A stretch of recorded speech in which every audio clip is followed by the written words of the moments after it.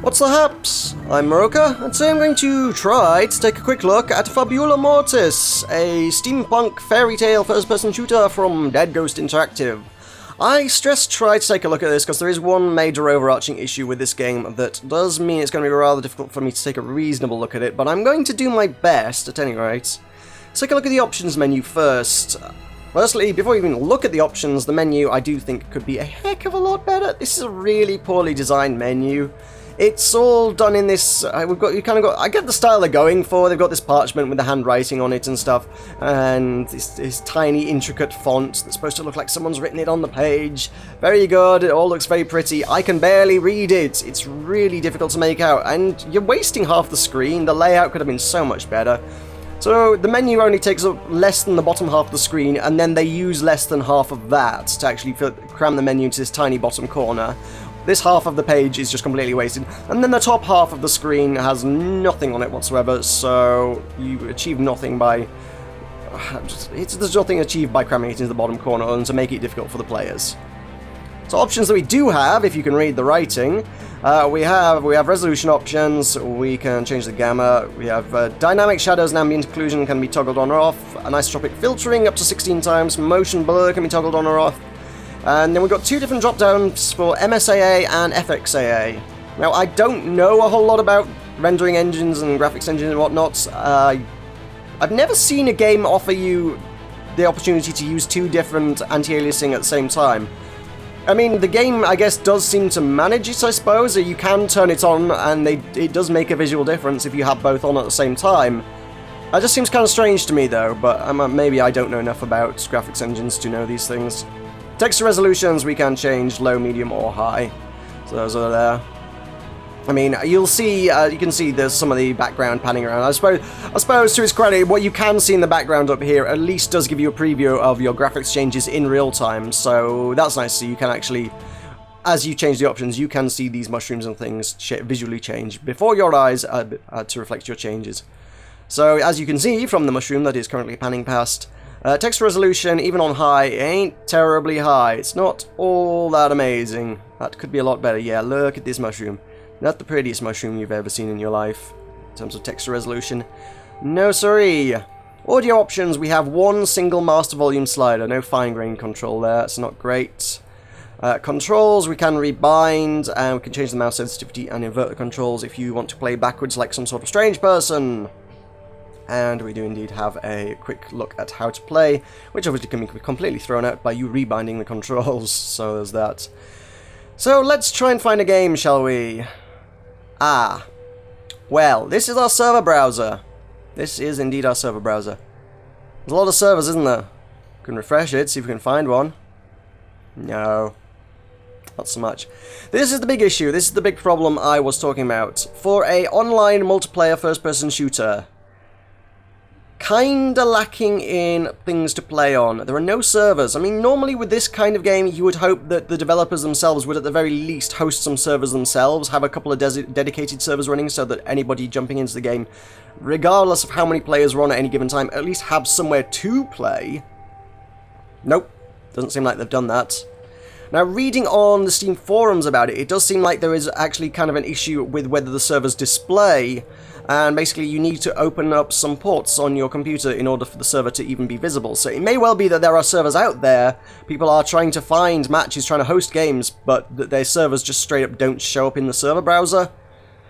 Doesn't really seem like an ideal way to do that, to be honest. If they're not showing up in the server browser, I ain't going to find them, nobody else is going to find them, nobody's going to join those games. That still isn't going to work. Now, there is like a troubleshooting thread that says, hey, this is how you do it, this is how you fix this, is how you get your server to be visible, but honestly, the vast majority of players aren't going to go that far. Most people are going to look at this, go, oh, nobody's playing it, there's nowhere to play it, and quit. The vast majority of people aren't going to dig into the technical nitty-gritties of doing that, so that seems like a really, really major flaw in the game. It really does. So I have no one to play with. Literally, I cannot find that because nobody else who might be hosting a server has their server visible. If there are even any people hosting servers, I'm going to give them the benefit of the doubt and assume that there's at least somebody somewhere in the world trying to host a server for this. But yeah, kind of missing something there with the developers. They really should have put 2 or 3 servers up there of their own, just to give players somewhere to play. They really, really should have done. It's pretty poor, that. So we're going to host game. Admittedly, any game I host is not going to be visible either because I haven't done the port thingy. But we can play against bots. This is far, far from ideal when I'm trying to demonstrate a first-person shooter. It really is absolutely the worst way that I could possibly take a look at this, but it's the only way I can take a look at this. So bear in mind that it's not going to be the best look in the world at this game. It's all I can give you, I'm afraid.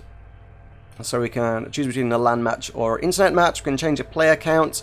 Caps it at 12 for whatever strange reason. It seems like in this day and age, you know, PC first-person shooters should be capable of a little bit more than that.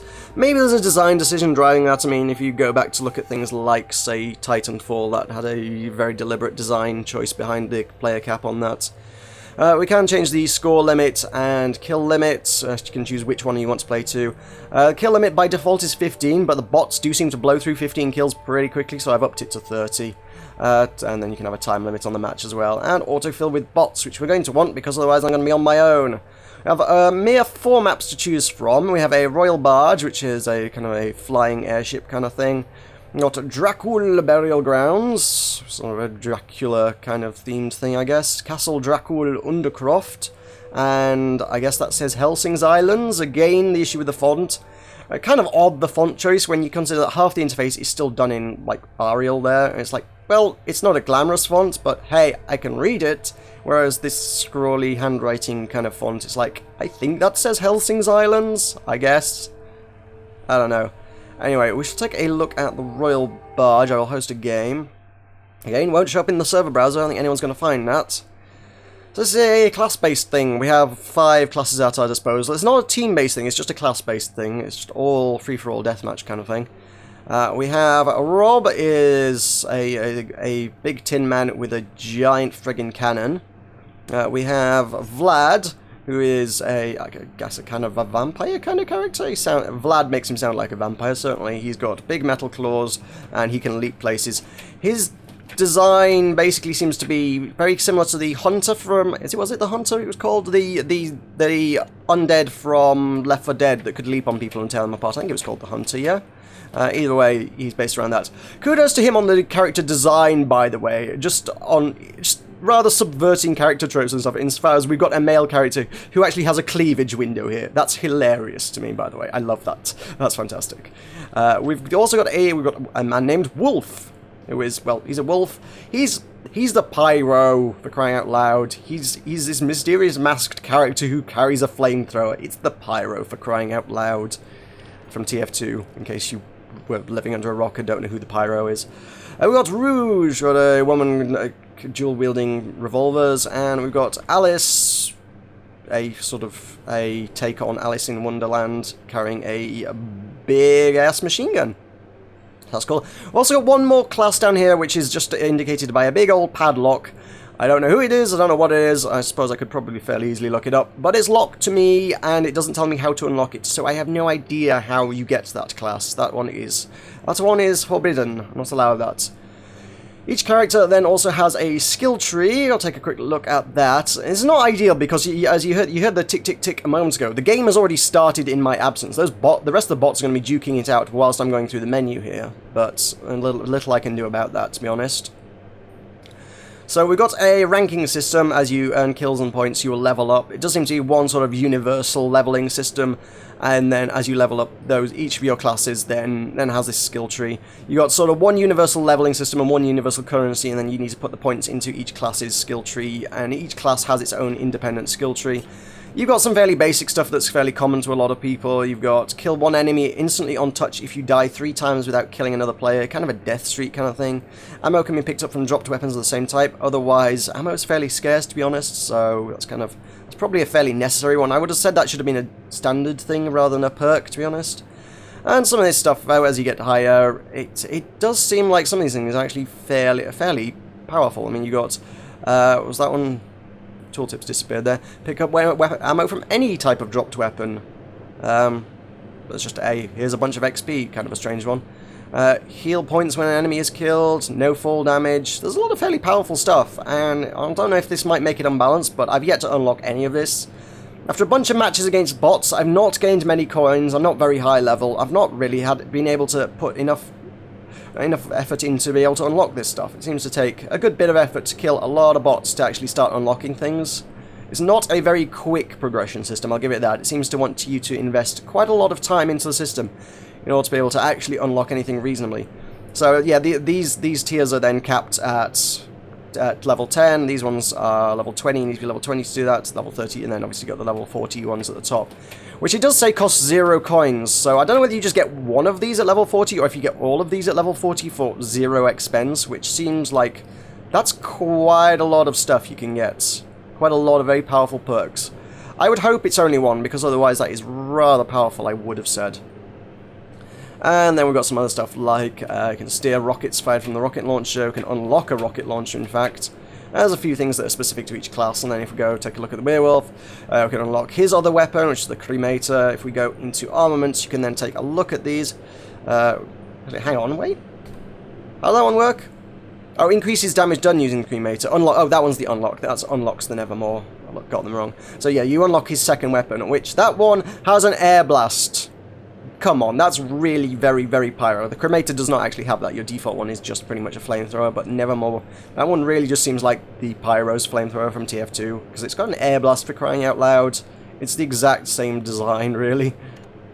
But there you go.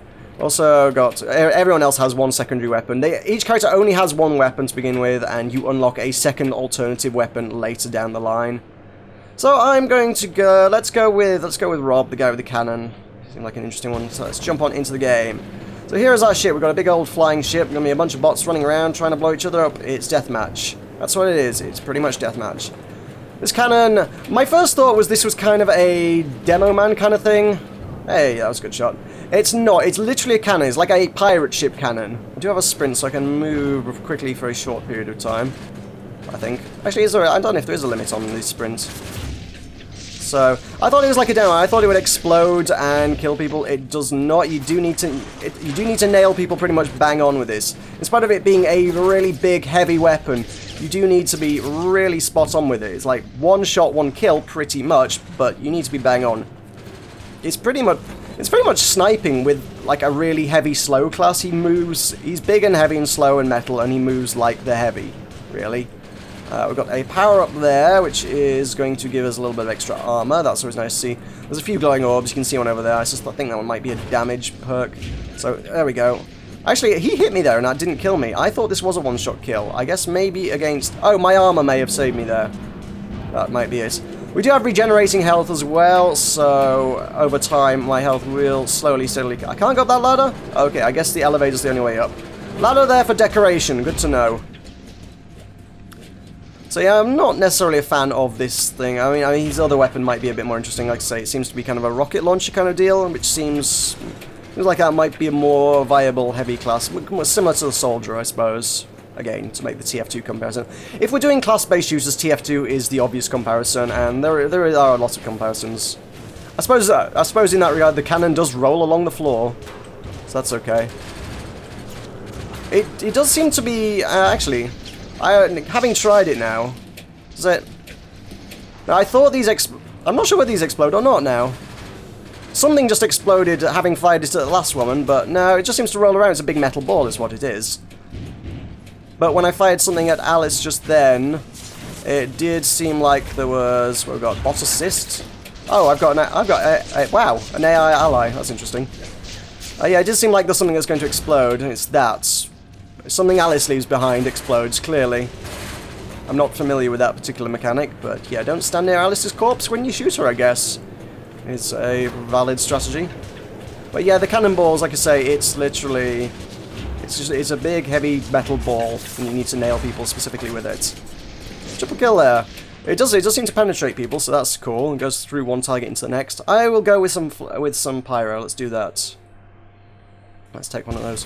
Fire to respawn. So, yeah, if you play TF2, you know how this works. Get up close and personal. Ow. See, that's a lot of the time I wasted at the start doing the menu means I'm way, way, way, way behind everybody else. So, we'll have a different map. We'll do Castle Dracul Undercroft. Since I guess I'm the only one voting, I guess I get the power of choice. let's take another look at the pyro, because I didn't get a good look at the pyro. Not that he's the pyro. He's the wolf. He's not the pyro. But there you go. We got this guy. Can I toast the rats? I'm just intrigued. Can I kill rats? No. It's got 3 pyros juking out. This is the problem with only having 3 classes and like no, 5 classes. Sorry, not 3 classes. This is the problem with having 5 classes in a game that's got 12 players. It's just there's lots of the same people running around a lot. I mean, I recognize you do get duplicates in stuff like TF2, but for the most part, there's generally a good diversity of classes, whereas here it's just simply a lot of the same. It would be nice if that 6th class wasn't actually locked, to be honest. Because as it is, it means like that's fully 1/6 of the game just is not accessible. And I've never seen it on a bot, so yeah. The levels, well, the levels generally look pretty good as long as you don't look too close. As I said, the texture resolution is not phenomenal, but there's some nice design going on. It's a fairly pretty looking game, as long as you don't get too close. It ends up getting. Everything ends up getting a bit desaturated when you're on fire a lot, to be honest, because you've got all the visual effects on the screen. But when you're not on fire, it looks pretty reasonable. And yeah, I have to say, as a game, it's very hard to make any judgments based on a bot match, to be honest. I feel like any intricacies or balances or any compelling details of gameplay would probably be more visible with a game against humans. As it is, I'm just doing deathmatch with a bunch of AI that are sometimes deadly accurate and sometimes not terribly clever at all. So it seems like a weak way to judge it. The fact that I only do have deathmatch available to me seems weak. I don't think there are any other game types, to be honest, and that does seem like... See, that was just stupid. It does seem like that is a weakness in the game, the fact that all you can do is run around killing each other and try and get as many points as you can by killing each other. It's weak in that regard. It needs more variety in the game. It needs more maps, it needs more classes, it needs more game types, really, for it to be a compelling first-person shooter. As it is, it's a very, very limited first-person shooter, to be quite honest. Do I heal by stunning those mushrooms? That might be a thing. I guess I'm not going to find out because I'm going to get shot by someone with a machine gun. Honestly, all things considered, I feel like this game is one that would benefit very, very heavily from early access. We'll go with Vlad. Not that I know how to play Vlad particularly well, but we will go with him. So I've got a big old leap. I think if I can... It doesn't really leap onto characters the same way the Hunter does. It's kind of... If you make contact with the character while you're leaping, he does really heavy damage. So if you can just leap through a character, you do a lot of damage. So that didn't work. Got extra damage, that'd be nice. There we go. So yeah, just go straight through the character and it instantly kills him with the slashy thing. Double kill. Excellent. This is a game I do feel like would have really, really heavily benefited from something like early access. There's some games you're like, I don't know why this game went through early access. This game is like, this really should have gone through early access. I think these are healing me, yes. It could also be my natural health regeneration. It's very difficult to tell. So that didn't work out too well, but I have claws. Claws are good. Let's pounce on this guy. He's dead. So it's not a one-shot kill quite like the cannon is, but it's very, very heavy damage with the claws. I think with early access it would have been a good opportunity for them to build a player base for the game, for them to refine a lot of the details, a lot of things that maybe... Stuff like the interface is stuff that could have been ironed out by a bit of extra QA that came from something like early access. People could have said, hey, this looks like crap, why don't you improve it? And they could have done so. It would have been a valuable experience for this game, I think. It would have given them plenty of time to actually work on improving class designs and adding more maps and things. They could have developed it over time in early access. It seems like it's the kind of format that would really, really heavily have benefited this game. Instead, what they've done is they have launched what, if I'm completely honest, feels like an unfinished product. It really does. There's just not enough in here to be particularly compelling. It's a shame, because it does seem like it's got a lot of promise. And then, yeah, and then the bot AI is a bit silly at times. Not that I managed to kill it, but it's a bit silly at times. So yeah. I suppose I should try and take a look at the other two classes. Not that, you know... I should probably turn my mouse sensitivity down a bit. I think I'm a little high, if I'm honest here. Let's pick another character. Let us go with that. Because with melee classes, I do find myself sort of waving around way too much. I had this same issue with Natural Selection 2 Combat earlier in the week, which is that I'm not great at first-person shooter melee.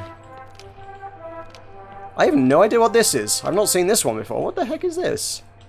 It seems like this is a thing I can do something with, but I don't know what. Can I interact with it in some way? Also, I've just learned I can do that by pressing F. That was not abundantly clear. Apparently I've got some crazy superpowered ability. There is an alternate ability. I suppose... Okay. Okay, that's pretty powerful. I can aim down the sights with these guns with stuff like the flamethrower, alternate fire, spouts some oil on the floor, which you can then set on fire for a trap, but it's not an especially effective trap. I have no idea where that came from. The confusion ensued by pyros. I know all about that. I played plenty of TF2 as pyro before. So let's mow you down. Oh, that's going to explode. Isn't it? Yep, yes you are. Fairly lengthy reload, though, if you want to do that crazy ability. I don't know who got that one. Not me, certainly. And I've got nothing to attack with. Suppose I should just try and shoot people, I guess. No. Not gonna work. One more class to take a look at. Come on, can we take a look? Oh, I lost. I lost big time. Well, I got 16 kills to 30. Yeah, the bots are pretty effective at killing each other really, really quickly, so a game with 30 kills, we burned through it in 6 minutes there. It goes pretty quickly. I'll take a look at Helsing's Islands, I suppose. So yeah, I think all things considered, this game is just through and through feels unfinished is what it is. And it could be improved, but at this point they've officially launched the game, so it would be very, very difficult without them doing some sort of major promo. Yeah, there we go, that was easy, because they're stupid. Whoa, you can fall off this one, we are floating in the sky, so don't fall off. It does feel like the sort of thing that had they done an early access, they could have taken a lot of things on board and launched with a really decent finished product. As it is, it feels like it feels unfinished, and in order to drive more players, they would have to, at this stage, presumably use some manner of promo to get word out there, drive more players, and for God's sake, fix that server issue. That server issue, it's like, I have no idea if there's just no players playing, and for a lot of people they probably are going to just immediately assume that there are no players playing. But it's very hard to tell at first glance. Is it a bug in the game? It seems like it may well be, but for a lot of players, it's just I'm dead. I'm probably dead. Where are you? But for a lot of players, it's just going to be, oh look, there's no players playing this game. Well, quit, that's a waste of my money. So that's not a selling point. So even if there are players playing this, they're not going to know that there are other players playing this to play with. And that is very much a problem. Headshots, nice. Headshots do count, which is nice to know. That's cool. So this is, as I say, out on Steam, has been for about a week or so at this point. There you go, boom, dead. And is available for £8.99 or your regional equivalents. It also comes in a 4-pack if you want to get some players into it, which presumably I think the devs would appreciate at this stage, on the basis that there are not many people playing it. And open your ports if you want to set up a server. Go read that forum thread and sort that out. Hey, I like this class. Hey, there is also a launch week discount, which at the time of this video going out, we'll probably have somewhere around 24 hours left on it, which brings the price down to £7.64. It's available at the present on Windows only, but it is on Unreal Engine, and there have been plenty of Unreal Engine games ported to other platforms, so I suppose depending on the success of the game, it may potentially see other platforms in the future, but who knows? At present, I can't foresee this game going anywhere without some serious undertaking from the developers right now. Which is a shame, because I do think, as I say, I do think this game has potential, but at the minute, it just kind of seems like maybe a little bit wasted potential. And that's a massive shame. Anyway, thank you very much for watching. I have been Meroka. This has been Fabula Mortis. I'll see you next time.